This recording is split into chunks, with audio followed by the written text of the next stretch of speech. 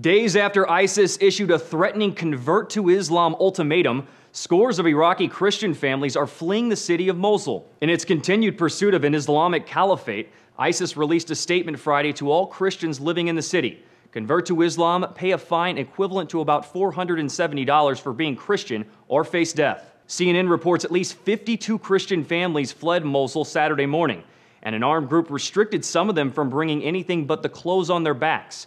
One civilian said, "They told us you're to leave all of your money, gold, jewelry, and go with only the clothes on you." ISIS, the Islamic extremist group which occupied Iraq's second largest city last month, gave the Christian minority until noon Saturday to oblige or they face the consequences. Most of the families reportedly fled to neighboring Kurdish-controlled regions in the northern parts of the country. Al Arabiya points out Kurdish-held Iraq has been untouched by ISIS thus far due to a strong military presence and because the terror group is primarily focused on overthrowing Prime Minister Nouri al-Maliki's government in Baghdad. Since June, the United Nations High Commissioner for Refugees said a total of 10,000 people, mostly from Christian communities of northern Iraq, fled to Kurdistan to escape the violence. Prior to the ISIS insurgency, the Christian minority in Mosul was pretty sizable. The New York Times reports Mosul's Christian community was around 30,000 strong when Saddam Hussein was removed from power in 2003.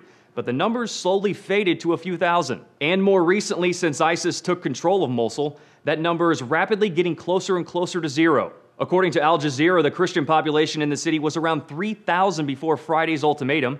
It's believed about 1/3 of those have fled just since then. A report from the United Nations on Friday estimates about 1.2 million Iraqis of all faiths have been displaced from violence this year alone. For Newsy, I'm Jay Struberg.